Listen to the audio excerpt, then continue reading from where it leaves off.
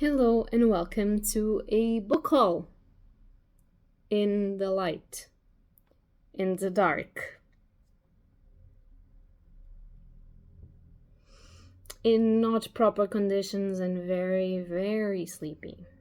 Hello beautiful bookworms, my name is Katarina and welcome to my channel, and today I'm going to be doing, as I previously stated, a book haul for the month of July, so all of the books that I got in July, and the first two are actually from an author that is a Portuguese, from a Portuguese author, and I just got them and very excited to read them. I actually talked to her on Instagram, and I'm going to leave linked down below if any of you are interested in Portuguese literature or are Portuguese and are following me.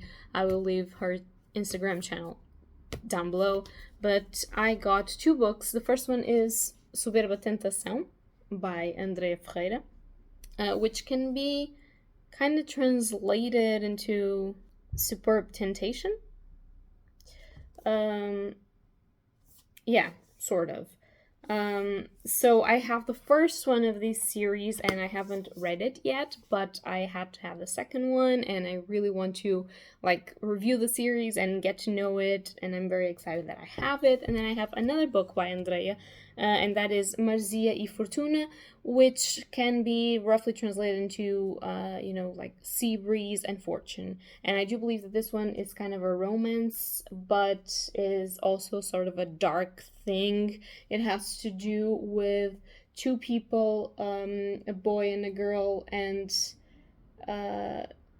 there's secrets, there's passion, there's some disturbance in the force, let's just say.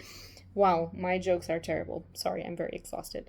And so this, I believe, is a standalone, and I'm very happy to have it on my hands. I will probably try and read it in the months of summer, which is actually almost over. So next month or this month, if I can, so that I, get the feeling of summer. Then we have volume 3 of Monster by Naoki Urasawa. I only have volume 1, and I'm very, very grateful to have volume 3 already. It's one less in the collection that I'm slowly trying to build. So this is one of the most known manga series. This mangaka is really known for his style and for his stories, and this has to do with a doctor that when he has to decide between operating on a politician or operating on a child, he decides to save the child's life because the child got into the hospital first and not save the politician as people were telling him to. And years later, there's a string of murders that are happening, and this doctor appears to know who is the culprit.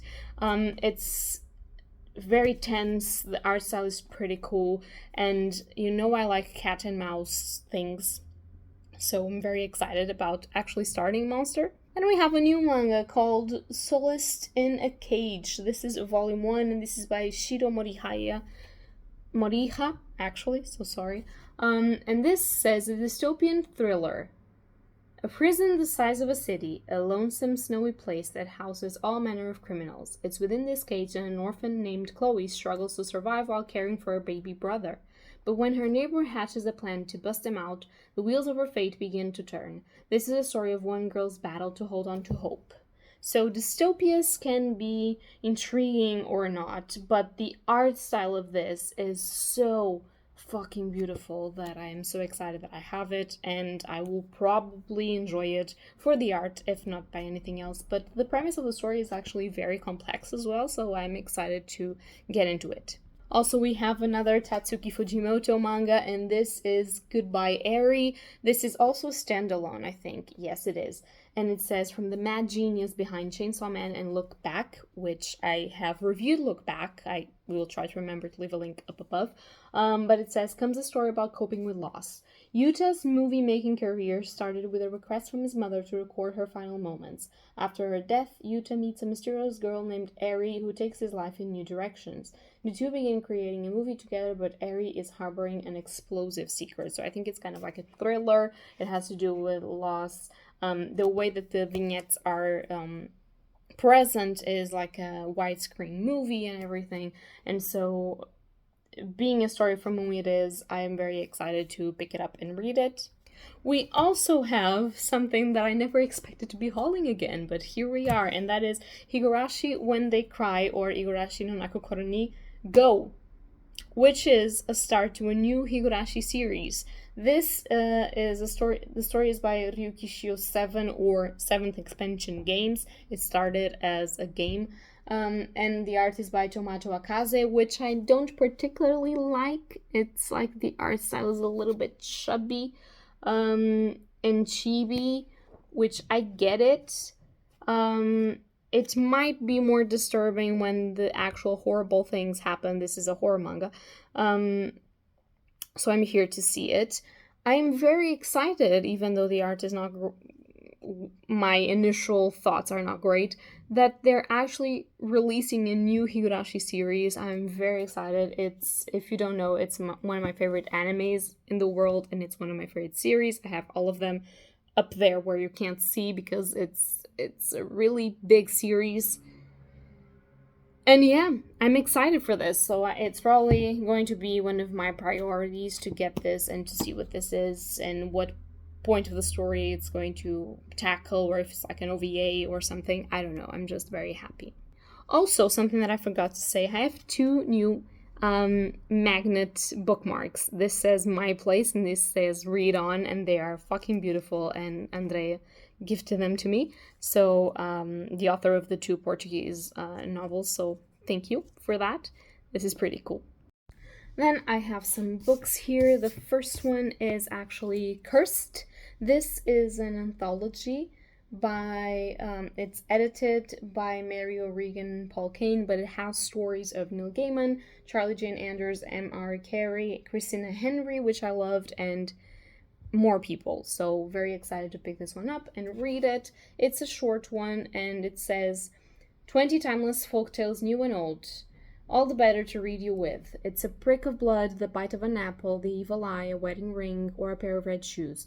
Curses come in all shapes and sizes, and they can happen to anyone, not just those of us with unpopular step-parents. Here you'll find unique twists on curses, from fairy tale classics to brand new hexes of the modern world. Expect new monsters and mythologies, as well as twists on well-loved fables.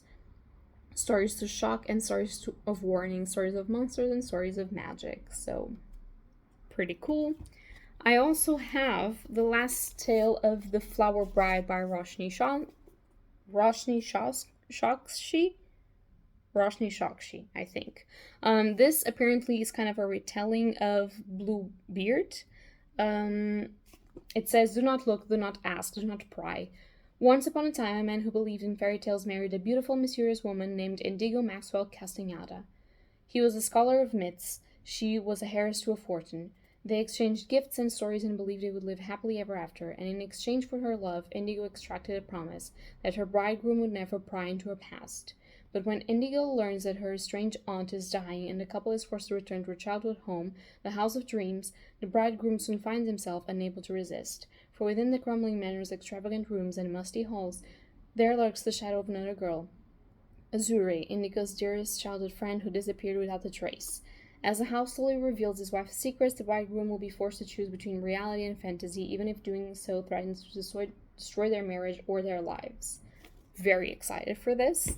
I also have Ordinary Monsters by J.M. Miro. This one is the bigger one. This is a special edition with beautiful edges and possibly cute end papers. No, not really, but it does have a bookmark, which is pretty cool.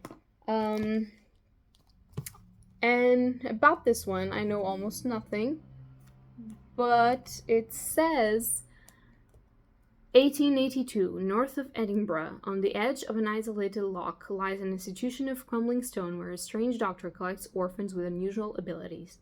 In London, 2 children with such powers are hunted by a figure of darkness, a man made of smoke. Charlie Ovid discovers a gift for healing himself through a brutal upbringing in Mississippi, while Marlowe, a foundling from a railway fright, glows with a strange bluish light. When 2 grisly detectives are recruited to escort them north to safety, they are confronted by a sinister, dangerous force that threatens to upend the world as they know it. What follows is a journey from the gaslit streets of London to the lochs of Scotland, where other gifted children, the Talents, have been gathered at Carnedale Institute, and the realms of the dead and the living collide. As secrets within the incident unfurl, Marlowe, Charlie, and the rest of the talents will soon discover the truth about their abilities and the nature of the force that is stalking them. That the worst monsters sometimes come bearing the sweetest gifts. If this is not cool, I don't know what it is. And it also reminds me a lot of Jonathan Strange and Mr. Norrell. So, and the Nevers, that TV series that was sort of a pendant from HBO Max for some reason. But yeah, very excited. We also have DC RWBY issue 5, which, yeah, I have to read. It has been a mark on my latest hauls. I haven't picked it up yet.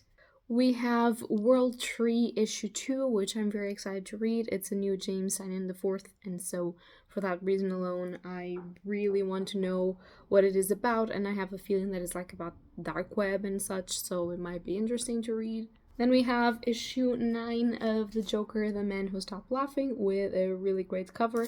Sad about the pinkness of the letters, but I think we can handle it. Then we have volume 6 of Alice in Borderland by Higurashi. I haven't read any of these. These are technically my boyfriend's, but, you know, it's a manga, so I am entitled to haul it. Then we have a manhwa that is entirely mine, and that is Killing Stalker, the Deluxe Edition, Volume 3.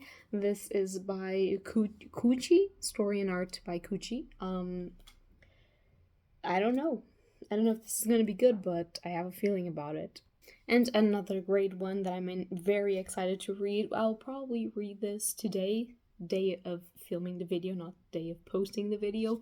And that is Something Is Killing the Children, Volume 6 by James Tynion IV, Weather Deladera, and Miquel Muerto. This cover is everything to me. Everything, like tattoo on my face kind of thing. Which I'm not going to do, ever, but perfection. I also got another book. This one was sent to me by a friend, and since the way that she identifies in the thank you note is as Cloudy, that's the name that I'm going to call her, but she's a Portuguese Instagrammer just like me, so I'm just going to leave all of her links down below so you guys can go follow her. And that is Gothikana.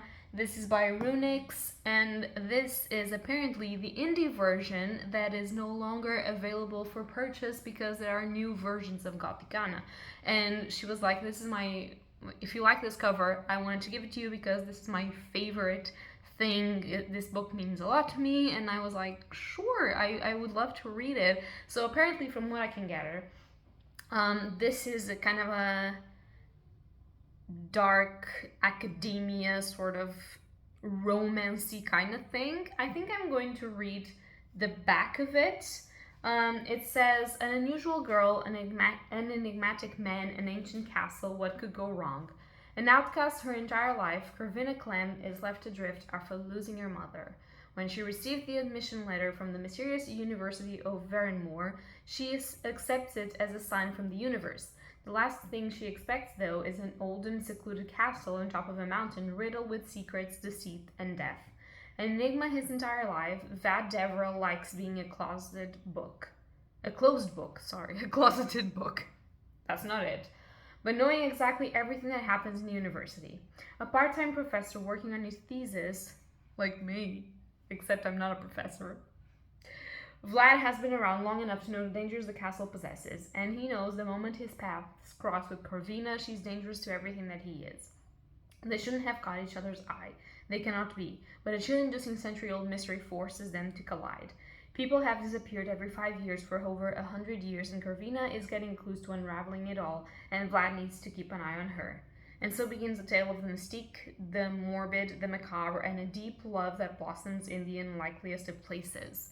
I like it. And also this cover is so fucking gothic. I love this. I really want to start reading this whenever I can. It's a chunky boy, but it has some illustrations on the inside, which is pretty great. And I have a feeling like all of the lettering is pretty big, so I have a feeling that I'm going to read this really fast because it sounds like something that I would really like. So thank you, Cloudy, for this gift. I'm very excited.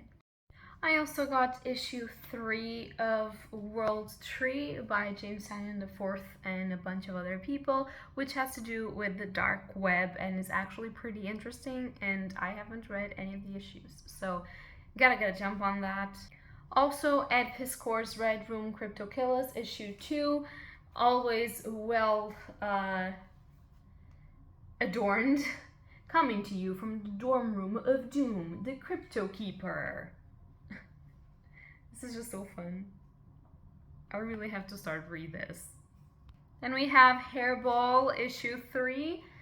This is by Matt Kint, Taylor Jenkins, and Hilary Jenkins, and is also known as that comic that talks about a cat that's from the demon. Haven't started it also, but very excited. And then we have an even more excited one, which is Jeff Lemire's, Andrew Sorrentino, David Stewart's The Bone Orchard Mythos, Tenement. If this is how you say this. Tenement, I think it is. This is issue 1, and this is the continuation of Jeff Lemire's and Andrew Sorrentino's world of horror that they are creating. I have loved Gideon Falls that they did together, and I cannot wait to get inside of the mind-blowing, horrifying new tale. I don't know what this one is about though, but I think it's about this house and strange things happen to the people that live there, I think. Then I have here a big chunky boy, and that is Ordinary Monsters by J.M. Myro. This is lovely. Look at the pages and everything. I'm really happy about this one. It's really big. It has sprayed edges. It has this bookmark on it, and it's signed, I believe, signed and numbered. So it's a very cool addition to my library, and apparently this is about children that have talents, and it's kind of like Victorian in the north of Edinburgh, which begs for something dark and beautiful. Then we have a Japanese thriller called Out. This is by Natsuo Kirino, and it was the winner of the Mystery Writers of Japan Award. So I'm very excited about this. Apparently it's about this young mother that kills her husband, obviously for some reason that I don't know about, and she confesses to a coworker. And that coworker decides to help her hide the body and just get over with it. And to them, 2 more work colleagues join, and they are trying to make the body go away. Obviously, police starts making questions, strange things are happening, and they just want to, get out of this life and of the situation that they live in. And I'm hoping for it to be cool. I really like Japanese sort of mystery, because it goes a little bit into the darkness of each and every human being that some other authors try and can't really reach. So very excited for this, really want to read it. And then we have a really beautiful addition to my collection, and it is the Sally Rooney book that I was missing, Beautiful World, Where Are You? This is a Portuguese version of it. I am so very excited because I now have the 3 volumes that comprises the Sally Rooney collection for now, I think. And I haven't read this one, but I'm hoping to read it still in August if I can. And wow, this I don't know how to translate the entirety of the synopsis, so I'm not going to try to do it, and I'm just going to tell you that it has to do with 4 people: Alice, Felix, Aileen, and Simon. And these are young people, but they're reaching the verge of the 30s, which is kind of where I'm feeling at, because I'm 27, soon to be 28 in the next year. And so I really want to read this because I feel inspired by characters that are my own age at the moment. And it's about summer, and these 2 friends are exchanging emails and conversations about their boyfriends and about life. And it's basically about getting together, separated, suffering, having desire, lying, having sex, suffering, having friends, and searching for a beautiful world, and if it exists. And I think that it's exactly what I need at this moment, and I think that I will enjoy reading it if I can. I forgot to film an outro for this book haul. So yeah, guys, I hope that you enjoyed this video. If you like it, leave a like or subscribe, and tell me down below if you've read any of these books and if you like them and what do you think that I'm going to like about them or not. I mean, it's fine if you don't think that I'm going to like them. So that's all for today, and happy readings to you all. Bye!